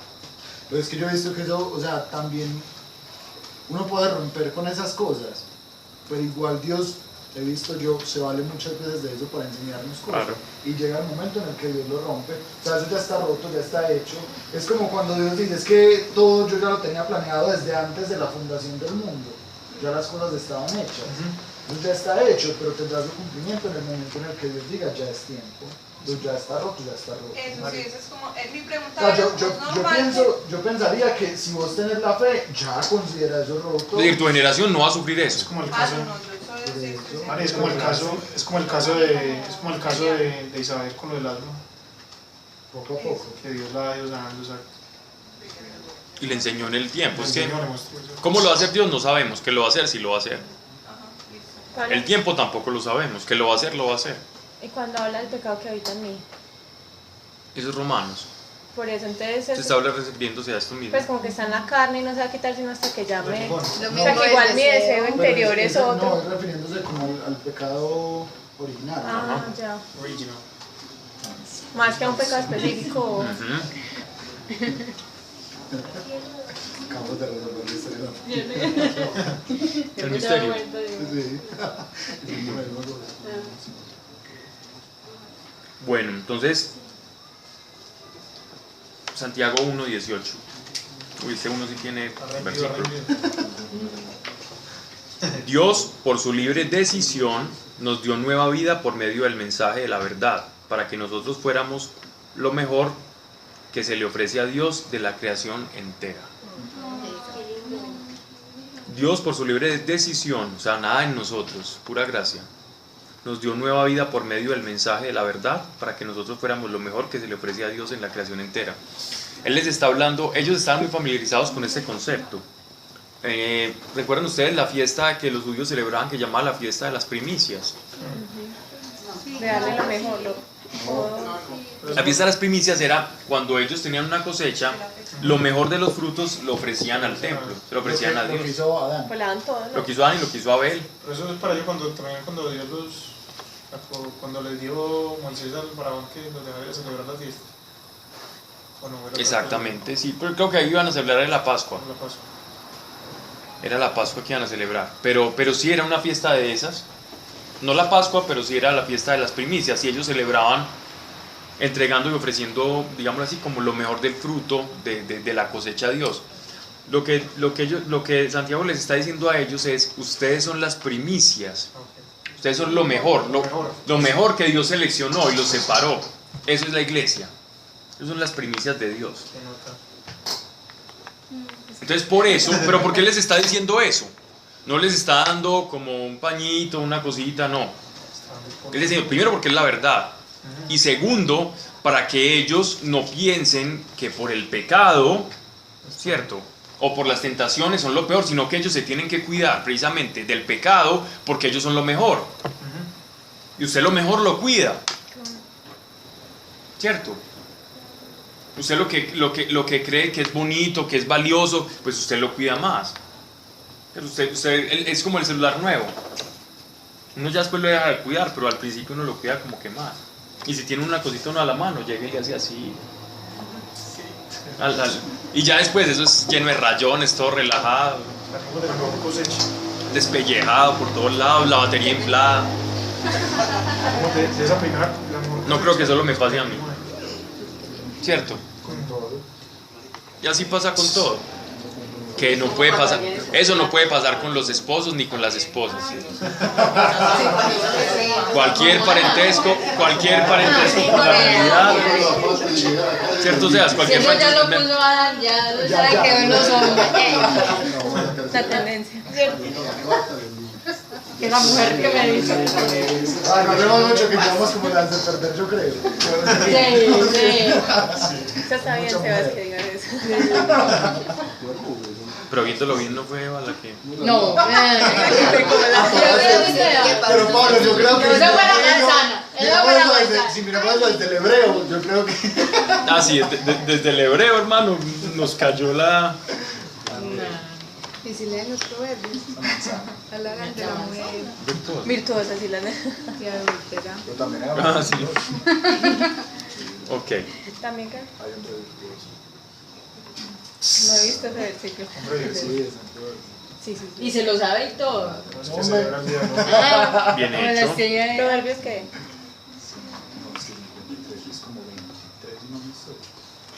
Recuerden esto, estimados hermanos.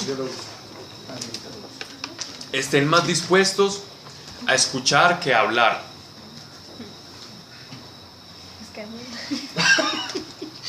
Estén más dispuestos a escuchar que a hablar. Vea, tenemos 2 oídos y no lo...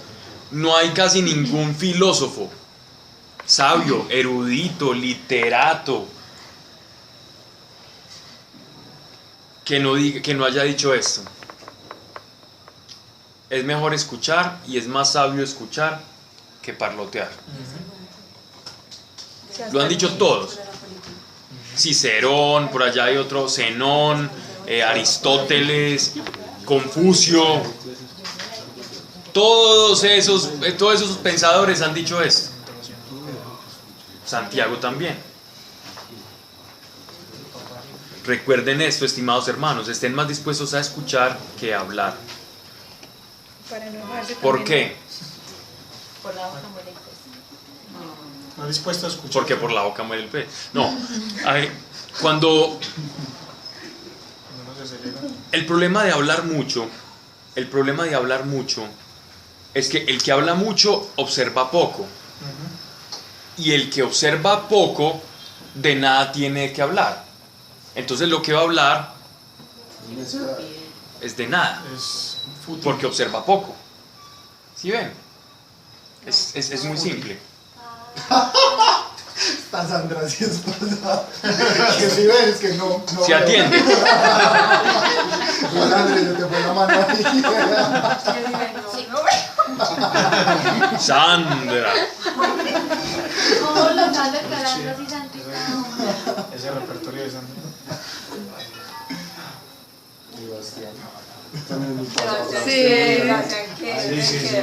El necio observa poco y habla mucho. Entonces le toca repetir mucha cosa. Hay que goce que yo estoy dando la clase. ¿Cierto? Que por eso tengo que hablar mucho. Muchas veces prejuzga sin nuestro juzgamiento. Bien. Estén más dispuestos a escuchar que a hablar. No se enojen fácilmente. El que vive enojado no puede vivir como Dios manda. Pero entonces sí está permitido enojarse. Lo que pasa es que no fácilmente. Pero no no pequéis. ¿Qué pasa con el enojo? No pasemos esto de largo. Sí, esto está directamente ligado a la idea de justicia de Dios. La idea de justicia, los israelitas, los judíos, creían que contender airadamente sus ideas era sinónimo de que estaban haciendo apología a una defensa sana a Dios. Entonces ellos se enojaban y se paran y discuten y ves con los corrosquitos acá, hablando duro, y en las sinagogas era una pelea. Entonces el que más gritara, el que más peleara con argumentos y se enojara, ese era como el que tenía la razón. Esos eran los debates en los que le tocaba meterse al apóstol Pablo. Pero aquí él nos está dando otra versión de la realidad a todo ese ambiente judío y a nosotros también. El que vive enojado no puede vivir como Dios manda, o sea, no puede hacer la justicia de Dios. Cuando uno está enojado no puede ser justo en sus juicios. Esa es la enseñanza de esto. Si yo estoy enojado no puedo ser justo en mis juicios. O sea que no puedo ser conforme a Dios, que es justo, que es ecuánime, que no mira al pobre por allá, que no mira al rico por allá. No, si yo estoy enojado yo voy a estar ensañado, yo voy a defender una posición y no voy a poder ser justo, no voy a poder ser recto. Entonces el enojo no me hace semejante a Dios, porque Dios es justo en sus juicios. ¿Sí ven? La ira del hombre no obra la justicia. Entonces el enojadizo pocas veces va a ser justo. Puede que usted le dé la razón al que esté enojado, pero Dios, que todo lo ve, sabrá cuál es la posición. No quiere decir que no nos vamos a enojar. Estamos hablando aquí de defender como ciertas posiciones y ciertas cosas, pero hay cosas que sí nos tienen que enojar, ¿cierto? ¿Cómo es que dice el apóstol Pablo? Airaos, pero no pequéis. Exacto. Nosotros sí podemos enojarnos. Vienen una cosa aquí, nos empiezan a ofrecer una cosa rara y a vendernos una idea rara de Dios, o llega alguien aquí a decirnos que no, venga, es que hagamos esto. No. Y si nos podemos poner en las rayas, son cosas como diferentes. Aquí estamos hablando, es como... No, pero es que eso es ser asertivo. Eso es ser asertivo, es ser usted... O sea, usted no se enoja, sino que usted pone un punto A y ser tajante en una decisión. Eso es ser de pronto asertivo. Pero ya eso que mencionas, bueno, ahí sí de pronto ya me estaba confundiendo ahí. Lo que pasa es que tenía como esa definición de ser de asertividad. Es que la asertividad es una facultad de lo que ahora llaman pues como psicología emocional o inteligencia emocional y todo eso que es muy de coaching pues. Y es bueno, ser asertivo es una virtud, pero aquí están hablando más que de un psicologismo, de algo que es de una tendencia espiritual. Porque hay cosas que uno puede leer en psicología y mira, ay, son como cosas buenas, pero lo carnal es carnal, lo espiritual es espiritual. Y la facultad de la justicia solo puede provenir como un don del espíritu. La facultad de que nosotros no nos enojemos y podamos ver una situación desde un piso más alto, esa es una facultad espiritual que viene desde la sabiduría y desde la relación con Dios. ¿Sí me hago entender? No es solo como un entrenamiento mental para, oh sí, yo soy muy calmado y voy a atender a todas las partes y todo eso, y yo empiezo como con una programacioncilla, porque uno puede hacer eso. Y hay muchos jueces, uno ve por ejemplo muchos jueces en Estados Unidos y todo eso, son personas que manejan como esa ecuanimidad. Pero estamos hablando de algo que trasciende esa ecuanimidad, porque nosotros nos queremos parecer a Dios, a la justicia de Dios, pero la justicia de Dios es santa. La justicia de Dios ve al pecado y dice, esto es pecado y esto no.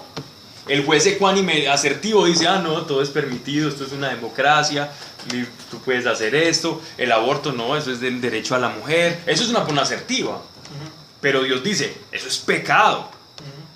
¿Sí me hago entender? Entonces uno tiene que tener una influencia espiritual, porque el solo hecho de ser asertivo por ser asertivo no me hace ser espiritual.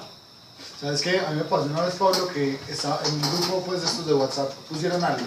Ajá. Y a mí me dio rabia, como parece que cuando... El celo por tu casa me consume. Sí, como de Dios, a mí es como me tocará a mi papá. Sí, claro, entonces, así es. Me dio mucha rabia y con rabia dije algo que era cierto y era verdad, y si uno lo mira lógicamente, es tiene verdad. razón. Pero Dios me dijo, la embarraste, porque la intención con la que la hiciste no fue la correcta. Exacto. Que es como más o menos eso que estás diciendo. Total, eso ilustra perfectamente eso. Pablo había hecho... Airaos, pero no pequéis. Pablo había hecho la ira es un atributo de Dios. Sí, pero la ira de Dios es una ira diferente, o sea, un poco como Jesús en el templo. Ajá. O sea, es una ira, pero que se molesta por las injusticias, por lo que va en contra de la palabra de Dios. Exactamente. No es como la ira nuestra que es distorsionada. Exacto. Y esa ira solo la puede tener un juez. La ira santa solo la puede tener un juez. Nosotros no somos jueces.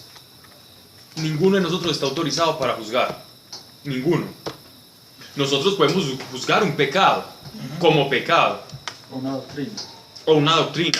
Y hay que juzgarla. Cuando hay que juzgarla, hay que juzgarla. No es que Jesús él no murió realmente, eso fue una cosa aparente. lo puedes juzgar. Pero nosotros, al que no podemos juzgar es al ser humano. Ahí sí, lávese las manos, que el Señor se encarga, porque el Señor es perfecto, nosotros no. Es que usted es un pecador, es que usted hacía eso. No, Señor. Usted solo diga que está mal y que está bien. A la persona se la quieta. Sí. Que usted no es juez. Porque usted es parte. Y usted también va a ser juzgado. Y si usted no juzga, no será juzgado.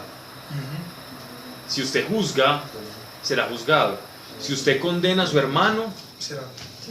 ¿Por qué? el dedo de Dios ya lo está señalando. Mas si usted no condena, el dedo de Dios está actuando proporcional a cómo usted actuó. Porque Dios es justo. Pablo, yo tengo una pregunta. Si yo perdono, seré perdonado. Exacto. Si yo no perdono, nunca voy a poder perdonar. Diga. El juzgar es cuando uno lo dice. No, el juzgar es una actitud del corazón. Dígala o no la diga. Pero es mejor no decirla. Ya. O sea, si lo sintió. Pero es mejor no Es decirla. demasiado difícil. O sea, yo le estoy viendo demasiado al Espíritu Santo y lo voy a confesar porque eso me libera más del pecado. Que, o sea, mi mente es horrible. ¿Sí me entiendes? Yo como que... Nada nuevo, Marianita. No, pero, o sea, yo me después no me Mari, pero es que Que me haga quedar mal. No, eso es lo que estoy preguntando. Una cosa es que Murmurar y otra juzgar. Pero cuando mi mente se pone como, pues esta persona, ¿por qué digo eso? O eso es, pues como que... Pero hay que entender que es juzgar. Sí. Por eso es lo que estoy yo preocupando. Juzgar no es usted cuestionar lo que alguien diga o no. Porque eso es criterio, ¿no? Juzgar no es que a usted le parezca tonto o sabio o pendejo o lo que alguien diga. Eso no es juzgar. Porque si alguien está emitiendo un mensaje, usted está autorizada plenamente a juzgar ese mensaje, no a la persona. Pero si es a la persona, esta Sino que persona usted- tan... que a partir de eso lo clasifican. Bueno, sabemos que como decía Forrest Gump, el tonto dice tontería. Él sabe. No, pero... No, me refiero a lo siguiente. No. Sí, eso fue lo que dije. Pablo, no me está ayudando. O sea, yo cómo sé cuando estoy, o sea, porque por ejemplo, alguien dice algo y yo no estoy de acuerdo. Pues, pero yo No estás de acuerdo con lo que dijo. Otra cosa es que emitas un juicio sobre la persona. Esa persona dijo algo que no estás de acuerdo. El apóstol Pablo no está de acuerdo y regaña a todo el mundo en un montón de cartas. Pero él no lo está juzgando, él está condenando lo que están haciendo, Venga, yo quiero decir algo ahí. que es muy diferente. Que en Gálatas, el mismo apóstol Pablo dice, si vosotros que sois espirituales, si en algún momento algún hermano ven que falla en algo, reprended con espíritu de mansedumbre. No sea que tú mismo seas tentado. es como cuando ya establecer algo sobre una persona. Es mentiroso, es ladrón. Eso Sí, es la algo tan mal. Exacto. Sí. Sí, eso, mira, por ejemplo, ¿Cómo eso. que? O sea, no te metas con ese que tipo no es de confianza, ese tipo es un ladrón, ahí le estás diciendo que la persona es algo. Algo que hizo con uno que simplemente un error que cometió. Entonces mi pensamiento allá Que adentro lo que es cometa tan no, loco. eso es problema de él. La loca de es de que se le pierde referirse a él. Que Pablo entiende mi pensamiento, pero es igual Dios también lo quiere manejar, ¿no? Como Siempre, claro. ese pensar como tanto mal de las Es que el juicio, hay juicio y hay prejuicio, ¿cierto? Empecemos por definir qué es cada cosa, ¿cierto? Prejuicio es hacer un juicio antes de un conocimiento de la realidad. Entonces yo veo por primera vez una persona y la veo de Rastafari, ¿cierto? Qué cochino. ¿Por qué? Juzgaste. Todo rastro. Exacto. Entonces uno dice, no, este es un bola de mugre, este está escuchando Silvio Rodríguez. Ricardo Pablo, no. tú antes de que vaya a la calle por Dios. Pablo, Es marihuanero. ese es pecado. Ese es juzgar. Ese es pecado. Cierto, entonces usted, ¿qué onda, Natalie? ¿Qué pasó? Lo de Silvio Rodríguez. Pablo, será ahí. ¿Alguna vez que hayas conocido a Rastafari que escuchaba Silvio Rodríguez? Ojalá. Solamente Pablo. Seguimos en el clavo. Bueno, estamos haciendo una Es exposición. un ejemplo. ¿Alguna vez han visto que por fe se mueva una montaña? No, pero es chica, eso sí han visto. No, digamos que le gusta el Rastafari y por allá escucha música protesta, bueno. Eso pasa. Cierto. Bueno, eso es Yo escuchaba música hebrea y heavy metal, pues, olvídate. Eso es prejuzgar, entonces juzgar. Un prejuicio es que yo ya lo Antes veo de. y ya por eso yo ya digo, no, este vive en esta parte, este come esto y este se va a casar con esta. Y este es un esto, como una impresora de esas. Bueno, el caso es que usted... El que lo entendió, lo entendió, ¿cierto? Usted... Ay, no, yo no. Solamente un chiste Esos son chistes para un chiste para el ingeniero del sistema porque Ok. No nos quedemos en el chistecito. Venga, lo importante es que un prejuicio es terrible. El juicio, por lo menos, usted tiene evidencia de algo. Que no debe, pero por lo menos tiene evidencia. El prejuicio es peor que el juicio. Claro, porque el juicio el prejuicio es ridículo. Es mentira al cuadrado. El juicio es una mentira a medias. Cuando tú tienes un juicio es cuando tú juzgas a una persona, estamos hablando de juicios morales. No estamos hablando de que juzgues, es que esta persona es inteligente, esta persona es más brutica, eso no es ningún juicio, pues eso no es lo que se está refiriendo acá. Está refiriéndose a juicio de condenación, a juicio de desechar a una persona. No como una característica. No es tan grave, es que nosotros estamos matando personas todo el tiempo. Con los prejuicios. O esta persona me cae muy mal porque dijo esta cosa y como lo dice me fastidia, entonces yo ya me hago un juicio de esa persona, eso es juzgar. Exacto. Ay, a mí yo me pasa mucho. Entonces ya ven que es más. Muchas personas. Si se dan cuenta, a todos nos pasa, a mí también me pasa. A mí me pasa con todo el mundo. No, pero si no le moleste, no se hace una idea de esa persona como tal. Hay que empezar con la tolerancia. Por ejemplo. Yo quería que hablara Natalie. No, pero eso es en serio. Por ejemplo, yo estoy trabajando y hay una señora que pasa y siempre me molesta con algo, entonces se me lleva alguna cosa, no sé qué, pues siempre hace algo, siempre quiere, pues siempre es como llamando la atención de alguna manera, no sé, o sea. ¿De vos o de todo el mundo? No, conmigo, Solamente. siempre me molesta, siempre.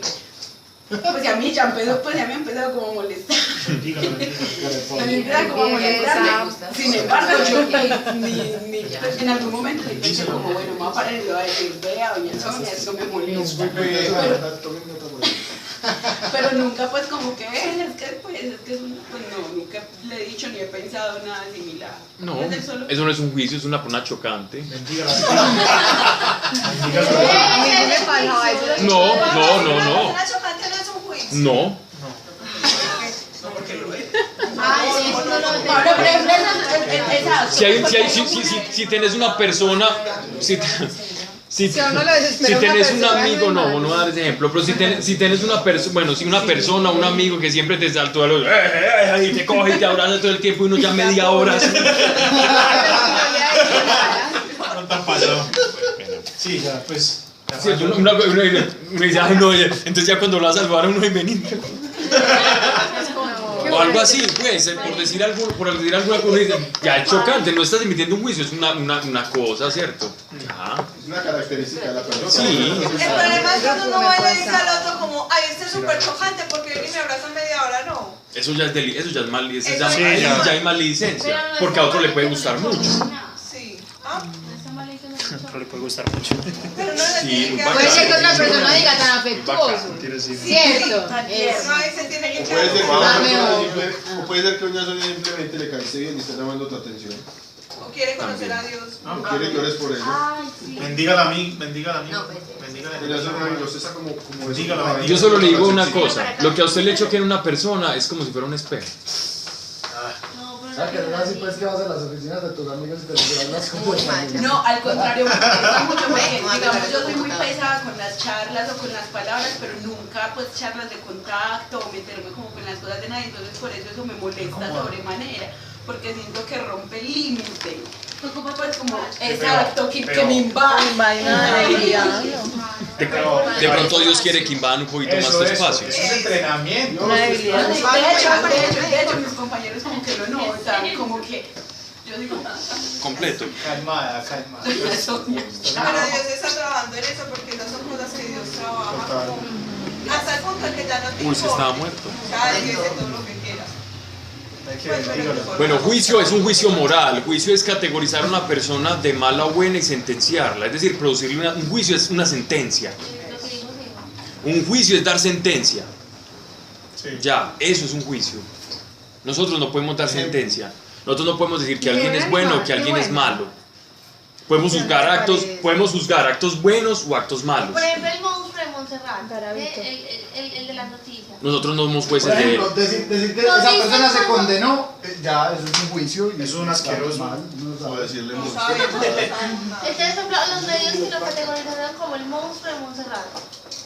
Y él salió llorando y diciendo, yo no soy ningún monstruo. No vengan monstruos y no soy ningún monstruo. No soy criatura. No criatura. Ey, salió, ¿dónde me lo vieron? Qué risa. Y papá, es que oigan este ojo.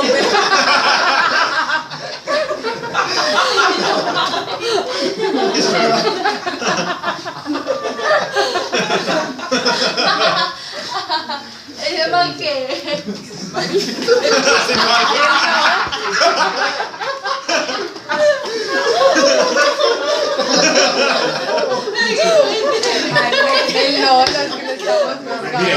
Yo te voy a responder y no sé si vas a quedar satisfecha con mi respuesta.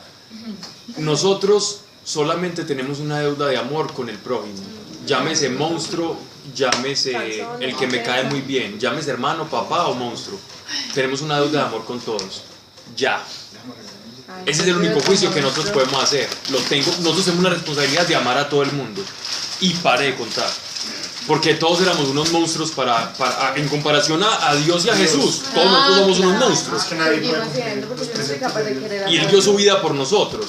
Y Él es el maestro. ¿Y qué hacen los discípulos del maestro? Lo que hace el maestro, así de simple. Amar, no podemos hacer otra cosa. ¿Qué pasa con ese man? Ámelo. Ámelo. Orar por él. Si uno no es capaz, que por lo general uno no es capaz de amar a sus enemigos, pida sabiduría y pida amor, que el Señor, si entregó su sangre por nosotros, para que comprendiéramos el infinito amor que nos tenía, Él va a ser el más interesado en que tú aprendas a amar al enemigo. Que lo haga con él también. Pablo, pero esto es muy tenso, pues, porque hay una línea delgada, no, pues, porque incluso hay una línea delgada, pues, entonces, entre el juicio y no tomar, digamos, posición. En lo absoluto. Pues, ejemplo. No existe, yo creo que no hacen así. Pues, yo no sé, es que es muy teso. Ejemplo, yo trabajaba en cárceles y a mí no me importaba, pues yo ni siquiera preguntaba a usted por qué está acá, pues, no me importaba, lo que yo iba a hacer, lo iba a hacer y no me importa, ¿cierto? Ahora no estoy trabajando en cárceles y entonces las noticias o cualquier pendejada empieza a hablar de pues, no, bueno, el monstruo de Montserrat y no sé qué, entonces uno siempre dice como que, pues es que, y bueno, de hacer esos juicios. Lo mismo pasa, digamos, o lo que te digo, la línea delgada entre tomar posición y entre ser pasivo o reaccionario. Porque entonces esta situación, pues el ladrón que después llega y lo cascan y entonces, bueno... Entonces, que se siente un fresquito. No, a mí no me da un fresquito. Okay. O sea, Camila... Para lo mejor. Camila, el que lo está haciendo mal es el que le está pegando, no es el que está robando. Aplicando lo del talión, pues.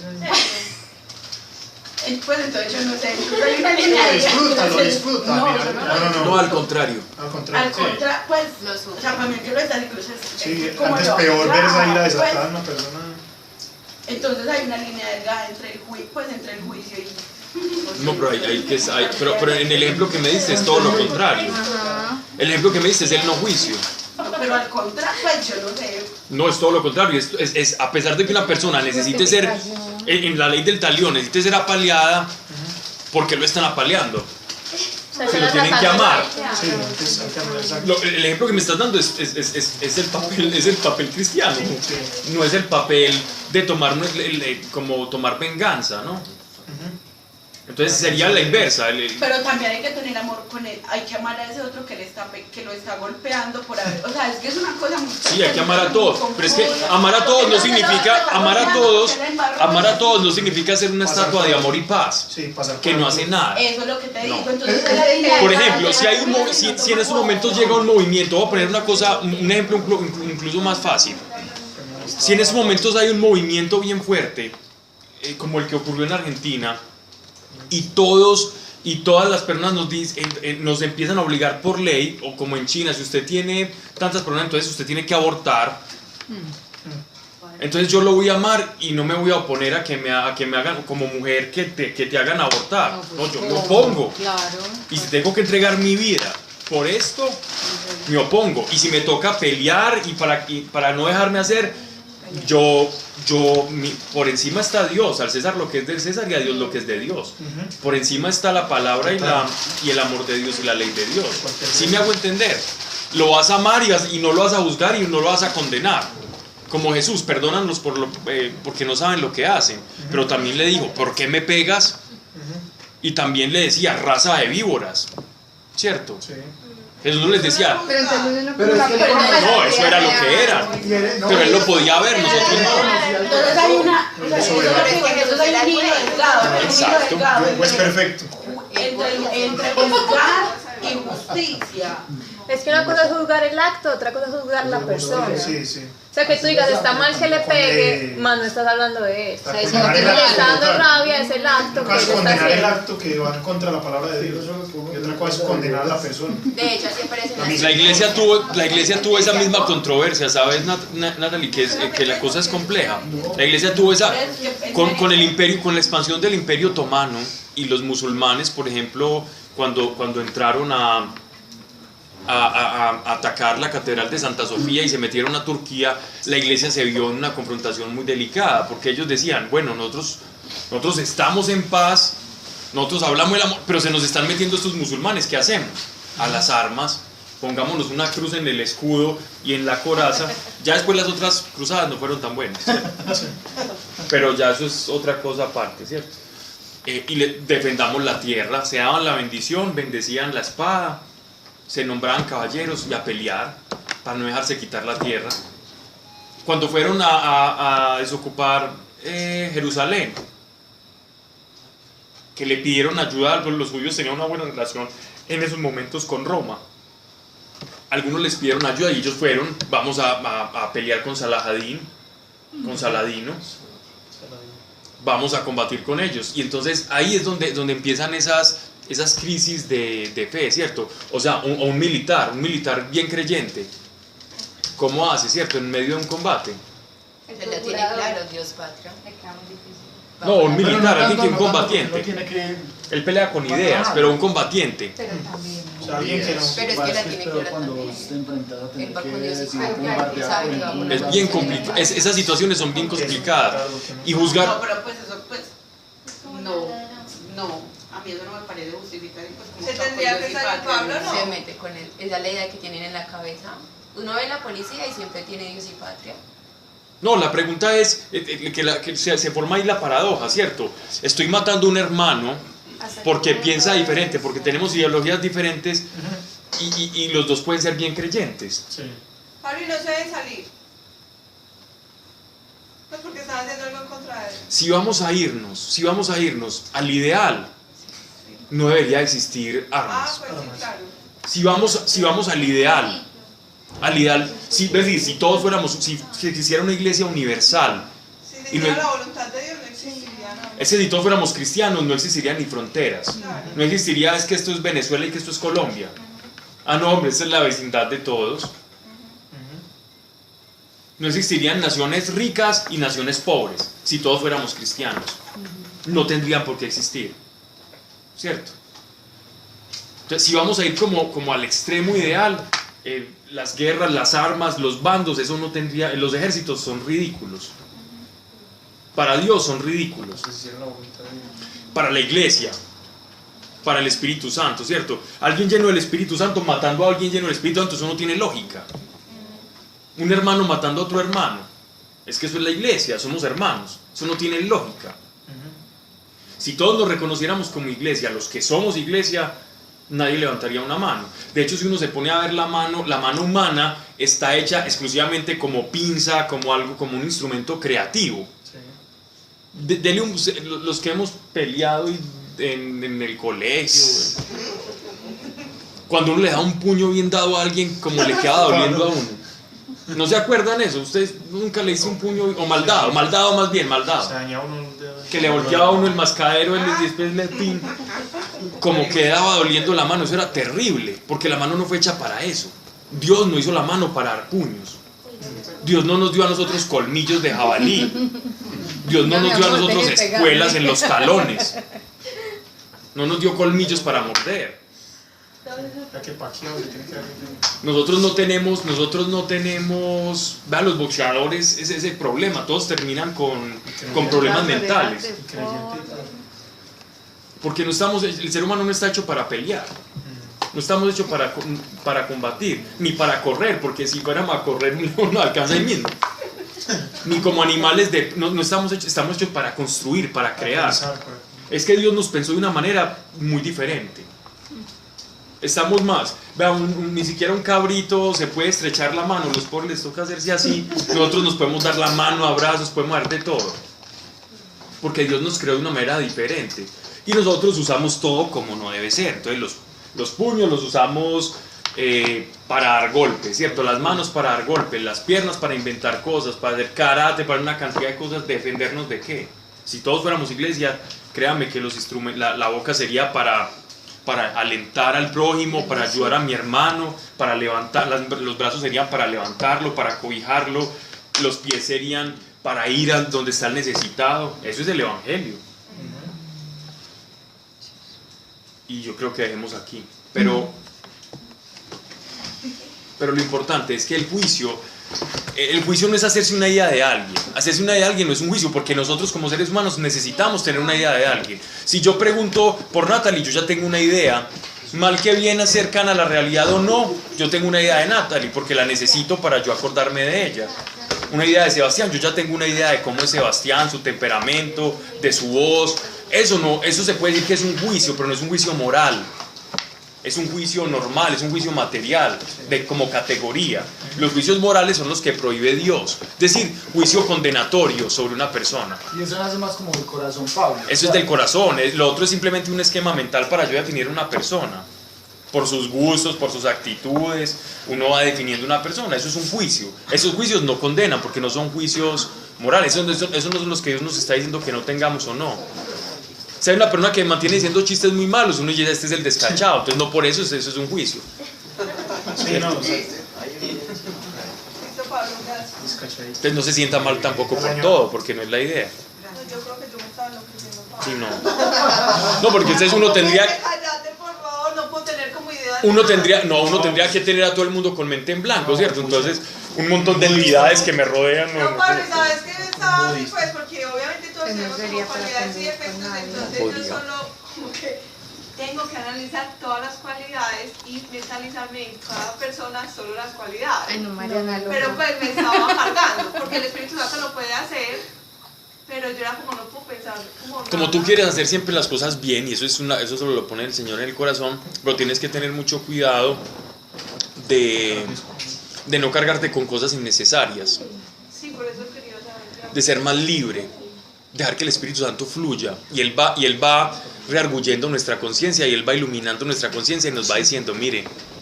No, y a mí me gusta que el Espíritu Santo me muestre, es porque yo empiezo a orar por eso, ¿cierto? Pero pues yo les... Pero sí te doy un consejo, siempre que vas a emitir un juicio de alguien o hablar de alguien a otra persona, habla lo bueno y nunca hables lo malo. Sí, nunca. Sí. Nunca hablemos mal de una persona. Solamente vamos a hablar de sus cualidades. Así sepamos que hay muchas cosas malas, solo vas a hablar lo bueno. Porque el día de juicio, tu abogado que está en los cielos va a decir solamente lo bueno que tú has hecho. Porque así como tú hicieres con tu prójimo, así va a ser en nuestro juicio. ¿Sí? Poner la mente en blanco A menos que sea de pronto que tenga referencias laborales y eso. Pues. Tendría que Hombre, él es súper perfeccionista, súper bueno, pero es que es ladrón, ¿no? No sé qué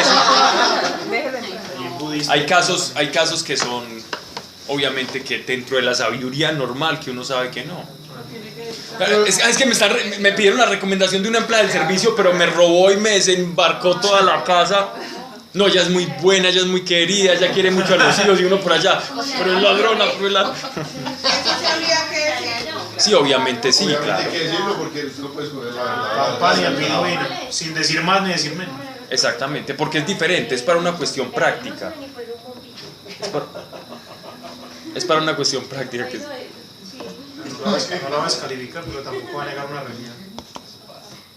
Empiecen a practicar eso y van a ver la paz que empieza a llegar a su corazón. Es muy buena gente, pero no sé. Si no, necesitamos de un salvador, seríamos budistas. El budista lo que hace es no desear. Sí, no desear, poner la mente en... Vamos a orar. Sí. ¿Está pasando asistencia o qué? Sí. Señor, yo te doy gracias por tu infinito amor. Padre, sé que a cada quien, Señor, tú tienes revelación. Y yo te pido, Señor, que venga revelación fresca a cada uno de nosotros. De cómo actuar, Señor, de que es un juicio, de verte a ti, Señor, en el otro, así sea muy difícil, Señor, en algunas personas. Pero si está vivo es porque tú estás ahí morando, Señor, porque la vida no se produce donde no está el Espíritu, Señor. Y yo te doy gracias por eso. Permítenos ver al prójimo así como tú nos viste a nosotros, siendo santo y nosotros tan alejados de aquella santidad, Señor. Tú te has rebajado, Señor, y te has inclinado incluso como siervo y nos lavaste los pies, Señor. De esa misma manera que nosotros podamos ver al semejante, sea amigo y enemigo preferiblemente, Señor. Yo te lo pido en el nombre de Cristo Jesús, danos sabiduría para pedir, enséñanos acerca de la fe. Y Padre, si hay alguien que necesite sabiduría, Señor, primeramente yo te pido, Señor, dame sabiduría, y a cada uno aquí presente que la esté necesitando para resolver su día a día y para saber cómo pedirte y usar la fe que ya tenemos, Señor, en el nombre de Cristo Jesús. Amén. Amén. De nada. Bueno, ahora hay otra cosa, una cosa muy diferente es cuando alguien le hizo daño a uno lo puede perdonar y amarlo y orar, pero el tema de la confianza es algo que se puede... Sí, claro, es normal. Sí, es normal. Y no hay necesidad, y es un proceso, ¿cierto? Las cosas no se pueden forzar. Y de otra manera, hay personas con las que uno no puede convivir, pero que ha perdonado. Yo perdoné en mi corazón a esta persona y no siento dolor cuando pienso en ello, pero sé por efectos prácticos de mi sanidad mental y física e integridad que no puedo estar con esa persona. Pero hay perdón en el corazón.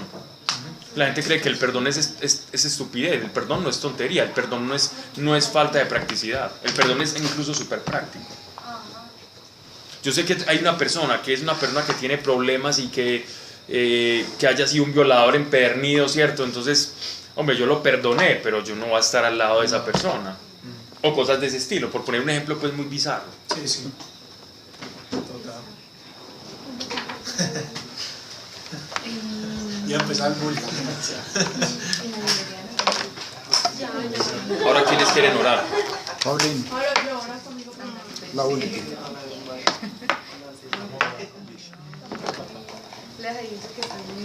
Ah, qué berraquera. Pues todos también. Vamos a leer.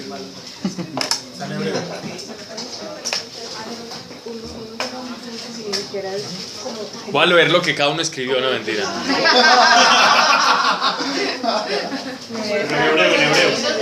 Ay, esa obra de Meli, ¿no te parece muy hermosa? Hermosísimo. Con Dios, yo ¿Y ella escribió esto en hebreo? ¿O filceo? Pero Meli, ¿dónde lo sacaste? Hermosa. Guárdela, pues. Pero la estoy leyendo. Mira cómo me regaña, yo. El bordador. Entonces estoy tratando como No, para nada, súper bien. No, el computador. Y ha sido también Amén. el tiempo es más reducido, entonces trato de poder hacer algo más conectado. ¿Tú buscaste la estrellita y todo? Sí, entonces eso es como un deseo de... Ay, Steffi, yo quiero vivir Poquito. Sí. No puede ser. El deseo de ser bien, entonces Ojalá no viviera como hasta hoy, no. Trabajar, entonces... No, yo tengo una herencia horrible de vivir muchos años. Mi familia es súper longeva. Lo siento. Lo siento, Pablo. Mi abuela ya va para los 107 años.